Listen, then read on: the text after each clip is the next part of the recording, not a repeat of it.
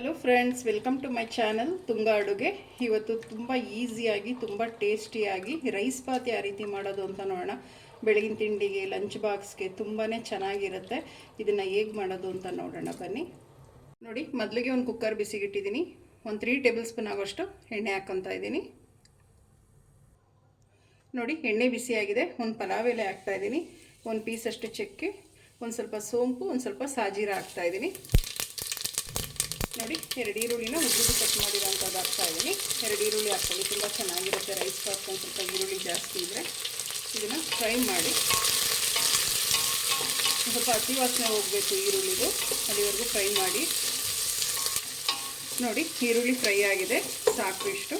ಒಂದು ಅರ್ಧ ಟೇಬಲ್ ಸ್ಪೂನಷ್ಟು ಶುಂಠಿ ಬೆಳ್ಳುಳ್ಳಿ ಪೇಸ್ಟ್ ಹಾಕ್ತಾಯಿದ್ದೀನಿ. ಒಂದು ಅರ್ಧ ಟೇಬಲ್ ಸ್ಪೂನ್ ಸಾಕು, ಜಾಸ್ತಿ ಬೇಡ. ಇದನ್ನು ಅಷ್ಟೇ ಹಸಿ ವಾಸನೆ ಹೋಗೋವರೆಗೂ ಮಿಕ್ಸ್ ಮಾಡಿ.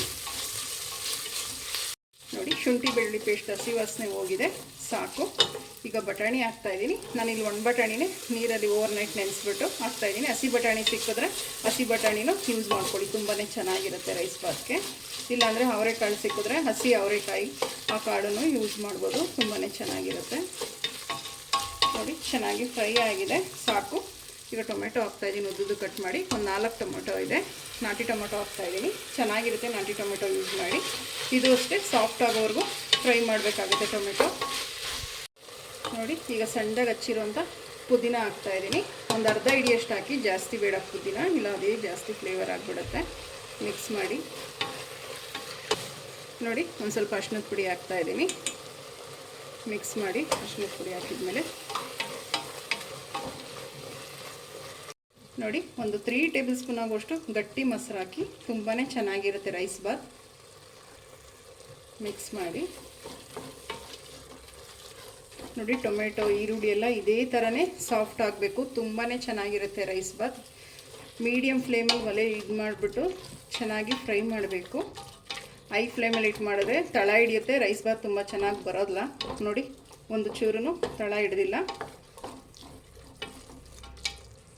ಈಗ ಒಂದು ಸ್ವಲ್ಪ ಕೊತ್ತಂಬರಿ ಸೊಪ್ಪು ಹಾಕ್ತಾಯಿದ್ದೀನಿ. ಮಿಕ್ಸ್ ಮಾಡಿ. ಒಂದು ಅರ್ಧ ಟೇಬಲ್ ಸ್ಪೂನಷ್ಟು ಗರಂ ಮಸಾಲ ಹಾಕ್ತಾಯಿದ್ದೀನಿ. ಒಂದು ಅರ್ಧ ಟೇಬಲ್ ಸ್ಪೂನಷ್ಟು ಧನಿಯಾ ಪುಡಿ ಹಾಕ್ತಾಯಿದ್ದೀನಿ. ಅಚ್ಚ ಖಾರದ ಪುಡಿ ಹಾಕ್ತಾಯಿದ್ದೀನಿ. ನಿಮಗೆ ಖಾರಕ್ಕೆ ಎಷ್ಟು ಬೇಕೋ ನೋಡಿ ಹಾಕಿ. ನಾನು ಅರ್ಧ ಟೇಬಲ್ ಸ್ಪೂನ್ ಯೂಸ್ ಮಾಡ್ತಾಯಿದ್ದೀನಿ ಇಲ್ಲಿ. ಫ್ರೆಂಡ್ಸ್, ನೋಡಿ, ಬಿರಿಯಾನಿ ಫ್ಲೇವರ್ದು ಎಸೆನ್ಸ್ ಹಾಕ್ತಾಯಿದ್ದೀನಿ, ಒಂದು 3 ಡ್ರಾಪ್ ಅಷ್ಟು. ಇದು ಆಪ್ಷನಲ್, ಬೇಕಾದರೆ ಹಾಕಿ, ಇಲ್ಲ ಸ್ಕಿಪ್ ಮಾಡ್ಬೋದು, ತುಂಬಾ ಚೆನ್ನಾಗಿರುತ್ತೆ. ಮಿಕ್ಸ್ ಮಾಡಿ.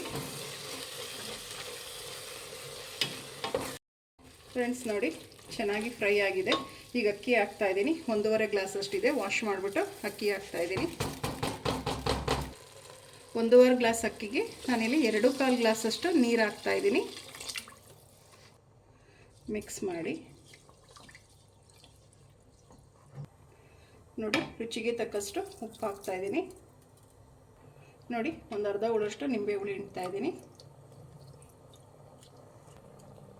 ನೋಡಿ, ಸಾಕು. ಈಗ ಮಿಕ್ಸ್ ಮಾಡಿ.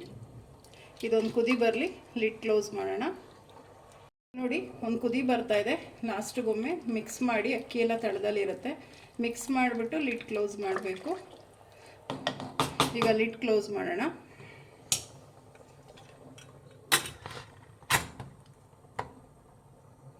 ನೋಡಿ, 2 ವಿಜಿಲ್ ಕೂಗಿಸಿ, ಸಾಕು. ರೈಸ್ ಬಾತ್ ರೆಡಿ ಆಗುತ್ತೆ.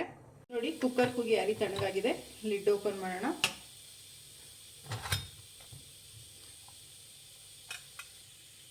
ಫ್ರೆಂಡ್ಸ್, ನೋಡಿ, ಮಿಕ್ಸ್ ಮಾಡಿ. ಅನ್ನ ನೋಡಿ ಎಷ್ಟು ಚೆನ್ನಾಗಿ ಉದುದ್ರಾಗಿದೆ.